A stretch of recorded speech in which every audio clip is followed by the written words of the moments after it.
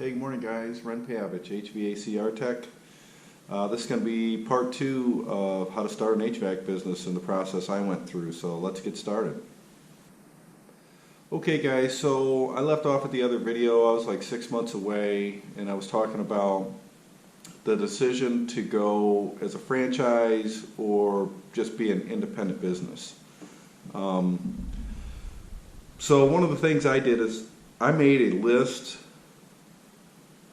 of pros and cons of what the benefits would be going as a franchise or an independent, because no matter how you do it, you got to have the same amount of things in place in order to be successful. This is a big decision for me at this point in my life. I wanted to make a more informed choice. I had some business failures, probably 15 years prior, and I could make a video on that at another time if that's something you'd like to know and what kind of brought me here. But one of the things, being a franchise, let's face it, they give you all the tools to hit the ground running, but everything comes at a cost. Cost up front, ongoing royalties. Being an independent operator, being an independent business owner, wasn't that the reason I wanted to be in business to begin with? I wanted to call the shots, make all the money, and finally get what I thought I deserved. At least that's what I was thinking. I was being frugal, right? Well, frugal is a 6-letter word for cheap. Look, when I was here, I had some money backing me up from savings. But now I'm looking at known unknowns. What is that? I know what I need to do, but I don't have the experience to do it right at this point. That's the unknown. Alright, so I made a list of pros and cons to be an independent contractor or a franchise business. This is a big decision for me at this point in my life. I wanted to make a more informed choice. Being a franchise, let's face it, they give you all the tools to hit the ground running, back office, but everything comes at a cost. Cost up front, ongoing royalties. Being an independent contractor was the reason I wanted my business. Was so I could call the shots, make all the money, and finally get what I thought I deserved. At least that was what I was thinking at that point. I was being frugal, right? Frugal is just a 6-letter word for being cheap.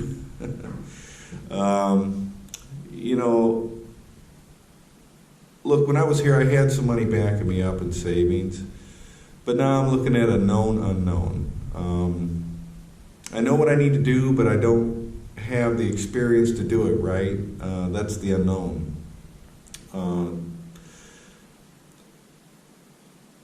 I made a list of all the things a successful business, HVAC business, needs to have in place at a minimum. 1, business location. 2, computer office systems, accounting software, tablets for the techs, paper invoicing, sales software, maintenance agreement forms, liability insurance, workers' comp insurance, payroll and services, so we make sure that we pay our taxes, bookkeeping service, CPA, an attorney, van, tools, parts to do the work, gas card vendor, vendor accounts with the people we buy our equipment from and parts. I got to have all that set up in advance. Maybe have a PO system in place so you can track your purchases per the customer. We need merchant services so we can accept forms of payments, bank account. An after-hours service provider to answer our phones if we're providing 24-hour emergency service. Website, social media, and then you got to have those accounts linked so your customers can find you. Okay, other things we need to consider when we're opening our businesses, we got to have a marketing, design, and advertising vendors. You advertise with billboards, direct mail. You have a website, pay-per-click, SEO for your websites, magazines, flyers. Recommend like Constant Contact or MailChimp, and the list goes on. You're going to need uniforms and shirts. And then here's the thing, you gotta have a consistent brand across all your advertising and marketing materials so it doesn't confuse your customers with somebody else. Licensing and proper bonding, boy, I could tell you some stories about that. My future son-in-law's father used to be the building inspector for a city I was doing some work in, and he busted me for not having a license and permit doing some work in his town. And me and him were arguing back and forth and screaming at each other, and I was trying to play it off like I had just kind of forgot to get it and I didn't know. Fast forward a couple of years now, his son and my daughter are in a relationship, and we just had a grandson. That's exciting. That's kind of why I'm making these videos, is for him, so he can kind of learn who I was as a person in the event when he grows up I'm not here. But that kind of created some friction between us, and we've yet to really speak. He knows exactly who I am, and I know exactly who he is. But you got to have the right licensing and bonding, because the fines for getting caught doing work without it are significant. And that's what I was kind of upset about, is because he hammered me, even though I was trying to play dumb. So in the state that I'm in, the licensing, you have to have a license for every state, or excuse me, for every city and you can use your bond, but you need to have that endorsed for each city you work in. Plus you have to have a county bond. It's kind of ridiculous here. I think I probably had about 15 different licenses.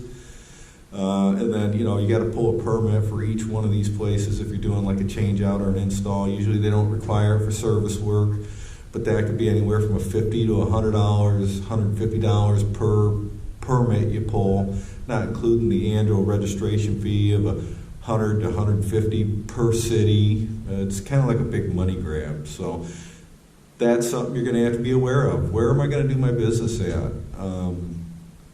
Where do I feel comfortable at? Where is my home? The key is to being efficient when you're running a business is you want your wagons to be circling your area with your brand on your vehicles so the customers see you.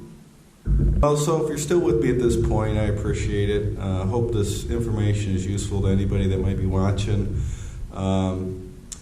So what I just gave you is basically the list, whether you're a franchise or an independent business owner.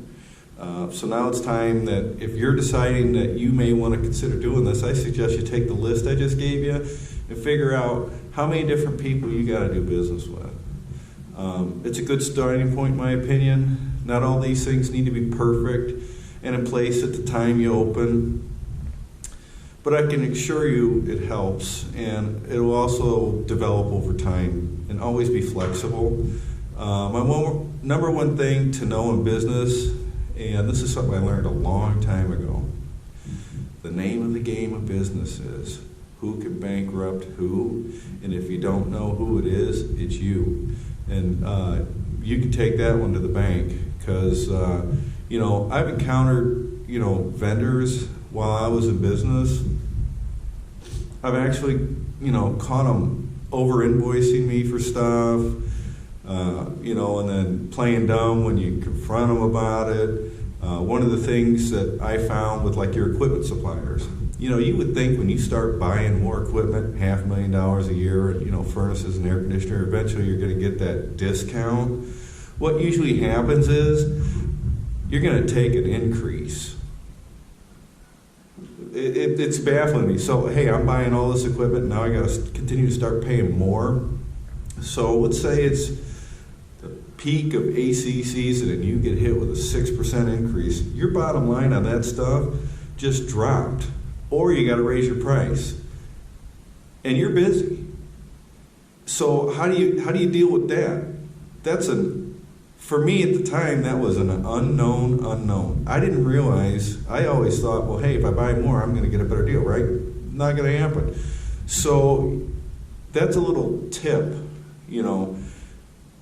These vendors that you're dealing with, you got to develop good relationships with, but always have a backup. Being in an HVAC business is like baseball. When you're in a clutch situation and let's say your relationship with the vendor evaporates and it's busy, you better have a backup plan. You know, if you're putting an XYZ furnace and all of a sudden that vendor, you know, he can't supply you with what you need, what are you going to do? So always have a backup plan when it comes to your vendors. You know, hopefully your relationships will, you know, strengthen over time, but you got to watch out. I've caught one vendor stealing from me like 3 times. It was ridiculous. And it was kind of a big deal. I mean, I had a situation where he ended up owing me a pallet of humidifiers. And let's say a humidifier costs $100. I think there was like 40 of them. That was like $4,000. That was sitting in his warehouse that he owed me, that he would have ended up selling if I wouldn't have found it. It happens. You know, if you're, you know, they say the average vendor, like equipment suppliers and parts like that, there's usually about 5% of your invoice a month in mistakes. I'm not saying that that's every month, but you got to watch it. So if you're out there doing the work, managing the field, maybe, you know, helping with the work out in the field, when those invoices come in and you're busy and no one's watching it, and then here's the deal, you got to pay them. If you don't take the time to pay them, they're going to be late and then they're going to cut you off. You know, you probably have to have an office manager and train that person, or find time, get out of the field before you pay that invoice and review them. Because that's just, you know, that's money leaking out of your business. So, you know, when it comes to vendors, you know, you got to watch it. So if you're buying like $80,000 worth of equipment, you get a 5% overage in, you know, overcharges, $4,000. I don't know about you, but $4,000 is a lot of money. And it's not uncommon during peak seasons, if you're, you know, let's say $1 million business, to spend $80,000 a month in equipment. You're not going to do that every month. Some nights you might spend $100. But if you know, that ain't the month you want a 5%, you know, mistake. So keeping track of your invoices and the bills coming in and make sure you're not being overcharged, very critical. Remember, who can bankrupt who? And if you don't know, it's you.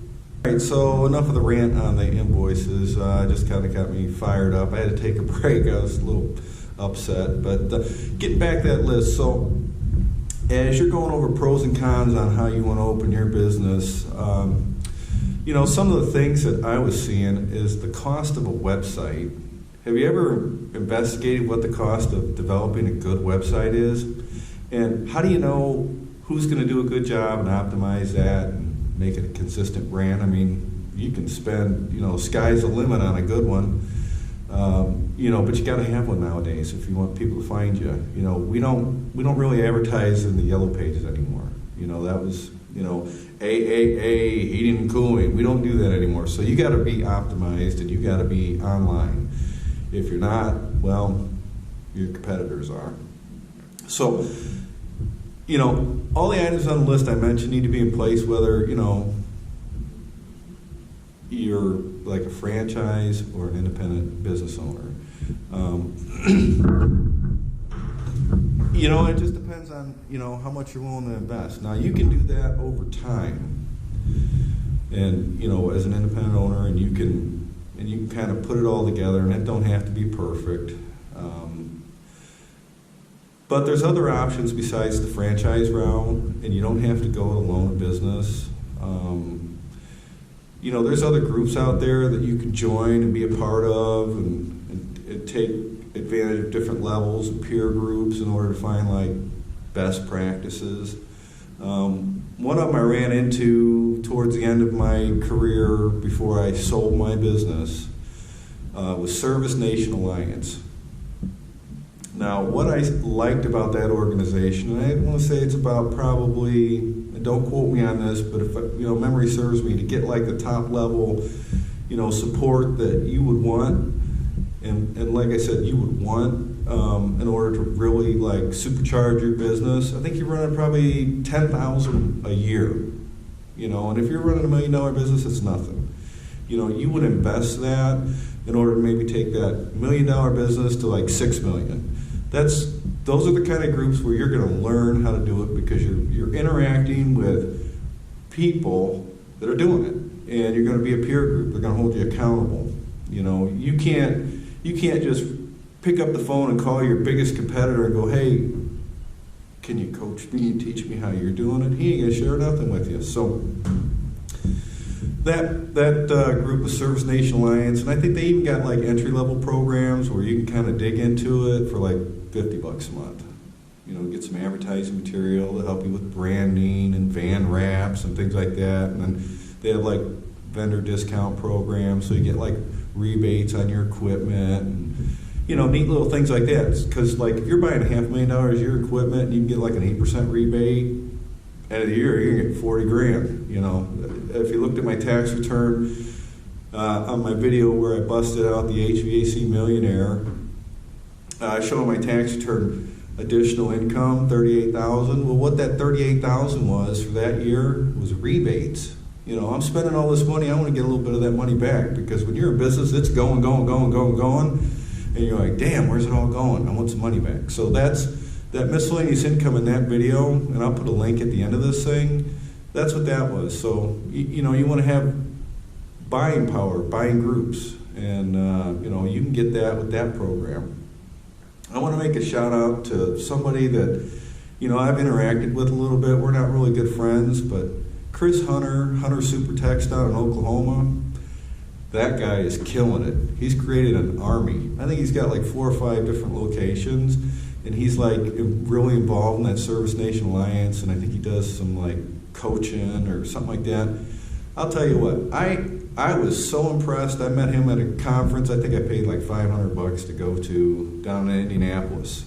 And that's the kind of things you do when you want to try and take your business from like $1 million, $2 million. You've got to be around the people that are doing it. And I met that guy and started kind of, interacting with him a little bit and watching him on social media and seeing what his company's doing. That guy is killing it. I think he's doing, and don't quote me on this, and I don't know the numbers, but I'm saying he's like 6 million or more. I remember one July he was telling me, and I probably shouldn't say this, but he was doing more in a month than I was doing in a year. And I was just, since I know the math and doing the numbers, I'm thinking, wow, that's a lot of money. So one thing to remember, and I learned a long time ago, is rich people invest in systems and then they plug people into them so they can make money.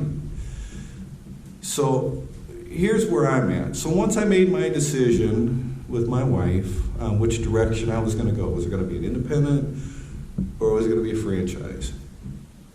And the timing was right. Personally, financially, mentally, the next step I had to do was make a commitment. What path was I going down? And for me, I made the path of franchise because here's the deal. I'm old. I'm not a boomer, but I'm a little older. And I've made mistakes in business. I've lost hundreds of thousands in previous business ventures, and I wasn't about to make more mistakes. So I made the decision to go the franchise route because for me it was about $21,000 to enter. Put 21 grand on the table. You're going to give me all this stuff, and all I have to do is just kind of follow your system. And if I plug and play, I should have a chance at a greater chance at success. So that's what I did. Okay, so we got to the point where I made the commitment. Well, what's the next step after I made that commitment? I went the franchise route. So, I paid the money, I signed a 10-year contract, and now it's like I'm a cucumber turned pickle. The decision's made, I can't go back to being a cucumber. I signed on that line. So at that time, it was March 2013. I'm literally working 6 days a week, 10 hours a day on a big construction project at the BP Amoco refinery in Whiting, Indiana. And I'm working a lot. So everything I'm doing at this point, I'm doing at night. And between March and when I opened in June of 2000. Okay, so at this time, before I opened in June 2013, I had to make 2 trips down to the franchise headquarters, which was 1,000 miles round trip for a week each time, not consecutively, but 2 separate trips. I had to do systems training, business training, and I'm working, and I'm getting all this stuff in place, the business systems on the back end. So when I'm ready to do business and open up, I can service the customers and bring in some money. So that was a lot of work. Having looked back on it now, I opened in June, which is like 30 days into the AC season in the Midwest where I'm at, okay? And I'm going to go into a little bit more on that. A lesson I learned, looking back on it, it's always easier to look in the rearview mirror and say, well, what could I do? Okay, so getting back on that, and I'll probably have to edit this out. I'm having major technical difficulties with this GoPro 5 camera today, and it sucks. I need a new one or something. But I learned a lot of lessons, and had I had to do it all over again, I'd probably open on the shoulder season of heating and air conditioning, depending on your location. That can be different, because I think I could have got a little more momentum from the day that I turned the phone on and I was ready to do business. One of the things that I'm going to cover, and I kind of mentioned it before in a previous video, one of the things that I learned, I would say I actually, in my opinion, mastered this technique, is buying other companies' phone numbers. Because what happens is, let's say a company's in business for 30 years, and they're servicing all this equipment, and they've got stickers out there on furnaces and air conditioners, and then all of a sudden, they go out of business. I have a technique that I learned, and it's kind of a little bit labor intensive, but well worth the results. At the height of my business, I think at the time, I owned 12 of them. So in a future video, I'm going to go over exactly what that step is and the process on how to do it.